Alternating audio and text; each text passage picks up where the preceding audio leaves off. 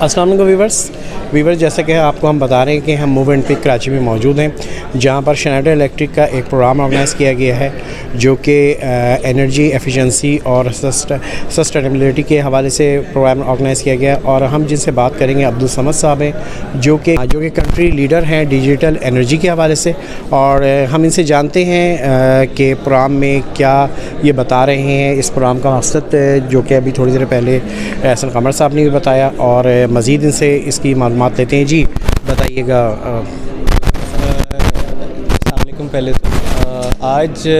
हमने ये जो इवेंट ऑर्गेनाइज़ किया है, इसका मकसद ये है कि जो इस साल के अंदर एक जो इंडस्ट्री का एक ट्रेंड है जो कि डिजिटलाइजेशन और इलेक्ट्रिफिकेशन के ऊपर है, जिसके जो पॉसिबल आउटकम है, जिसके अंदर हमारे पास सस्टेनेबिलिटी, एफिशिएंसी, पावर, रिलायबिलिटी के टॉपिक्स आते हैं, उसके हवाले से जो हमारी नई प्रोडक्ट्स हैं उनका एक लॉन्च इवेंट है। इस इवेंट के अंदर health care, pharma, real estate, hotel segment के काफ़ी ज़्यादा लोग इनवाइटेड हैं। जिस तरीके से आप देख भी रहे हैं कि इस वक्त काफ़ी सारे लोग इस इवेंट को ज्वाइन कर चुके हैं, काफ़ी सारे लोग अभी बस रास्ते में हैं, ज्वाइन करने वाले हैं। जो हमारा कोर फोकस है वो ये है कि हम यहाँ पे डिजिटल बिल्डिंग और डिजिटल पावर के कुछ सॉल्यूशंस को, प्रोडक्ट्स को हम यहाँ पे अपनी प्रेजेंटेशंस में दिखाएंगे, और उन प्रोडक्ट के थ्रू हम कैसे सस्टेनेबिलिटी और पावर एफिशिएंसी और रिलायबल प्रोडक्ट्स को हम किस तरीके से किसी भी बिल्डिंग में या फैसिलिटीज़ के अंदर हम लगा सकते हैं, उनके बारे में कुछ केस स्टडीज़ बताएंगे। दैन प्लस जो आजकल आपने सुना होगा कि डीकार्बनाइजेशन और रेजिलिएंट बिल्डिंग, सस्टेनेबल बिल्डिंग, उनको हम किस तरीके से हम लॉन्च कर सकते हैं पुरानी बिल्डिंग में, जो कि ब्राउन फील्ड की बिल्डिंग्स हैं उसके अंदर। ये बेसिकली कुछ की हाइलाइट्स हैं जो कि हम आज कवर करेंगे। इसके साथ साथ हम कुछ पावर के अंदर हमारी कुछ प्रोडक्ट्स हैं जिसमें हम एक्टिव हार्मोनिक फ़िल्टर्स, DVRs और SVGs हैं। इसके अलावा कुछ मीटर्स के पोर्टफोलियो हैं, उनका भी हम एक थोड़ा सा ओवरव्यू देंगे कि किस तरीके से हमारे पास फैसिलिटीज़ के अंदर हम किसी भी बिल्डिंग को सस्टेनेबल ग्रीन बिल्डिंग की KPIs को हम कैसे मीट करवा सकते हैं। अच्छा, कितना बेनिफिट मिल जाएगा इसको इलेक्ट्रिसिटी के हवाले से? थोड़ा सा इसके बारे में भी डिटेल बताएं, और इसके साथ साथ ये भी बताएं कि सब आपने फार्मा का जिक्र किया, रियल इस्टेट का जिक्र किया, तो यहाँ पर इन लोगों को डायरेक्ट कैसे बेनिफिट मिल रहा है? अच्छा देखिए, किसी भी बिल्डिंग की अगर मैं एग्जांपल ले लूँ, चाहे वो मॉल हो, फार्मास्यूटिकल यूनिट हो, हेल्थ केयर यूनिट हो, जब वो अपनी कंस्ट्रक्शन फेजेस में जाता है ना, तो उस कंस्ट्रक्शन फेजेस से लेके और फिर वो जब ऑपरेशनल स्टेज में आता है, तो उसकी जो एक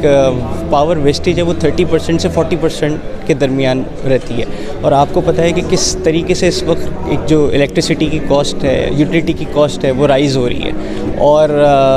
हमारे पास जो ओपेक्स के अंदर प्राइसिंग है वो इतनी ज़्यादा है कि वो एंड यूज़र अब इस तरफ माइल हो रहा है कि यार किस तरीके से हम एनर्जी बचा सकते हैं, अपनी ऑपरेशनल कॉस्ट को कम कर सकते हैं, और उस कॉस्ट को हम किसी एक दूसरी KPI के ऊपर ला सकते हैं। जिस तरह अभी आप देखेंगे कुछ स्लाइड्स के अंदर आएगा कि WHO की कुछ ग्रीन बिल्डिंग की सर्टिफिकेशंस हैं, कुछ जो है वो KPI ऐसी हैं यहाँ पे कि जिनको कंप्लाई करना बहुत ज़रूरी है। कोई हेल्थ केयर यूनिट है, जिस तरीके से हमारे बड़े बड़े हॉस्पिटल्स हैं, आपको पता है कि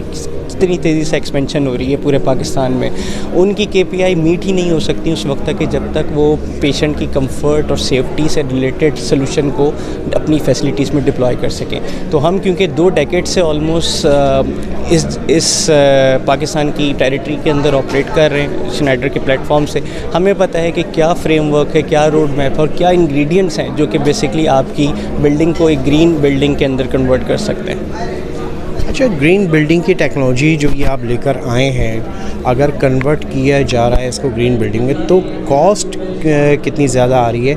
कॉस्ट इफ़ेक्टिव भी है या बहुत ज़्यादा कॉस्टली है? देखें, इसकी जो कॉस्ट है ना, वो अगर मैं किसी भी प्रोजेक्ट की इनिशिएशन साइकिल के टाइम पे देखूं तो उस वक्त तो बहुत ज़्यादा दिखती है, लेकिन जब मैं उसको कन्वर्ट करता हूँ ROI की फॉर्म में, कि लेट से कि अगर मेरी एक फैसिलिटी है उसके अंदर मैं मंथली 15-20% की सेविंग्स के ऊपर मैं ले आता हूँ, तो जो मेरा ROI है उसी प्रोजेक्ट का वो मेरा चला जाता है कि 3 साल की,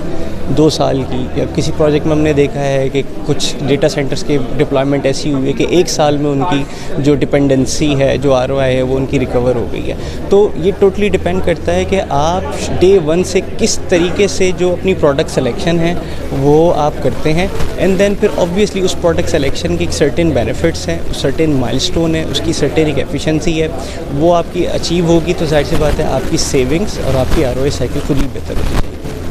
बहुत बहुत शुक्रिया अब्दुल समद साहब। वीवर्स, आपने देखा कि ये अब्दुल समद साहब थे जो कि इन्होंने बड़ी डिटेल डिस्कस की और ये भी बताया ग्रीन बिल्डिंग के क्या बेनिफिट्स हैं, कॉस्ट वाइज आपको ROI में क्या बेनिफिट मिलेगा। तो इस तरह वीडियोस को देखने के लिए इंजीनियरिंग पोस्ट पर सब्सक्राइब करें। Thank you.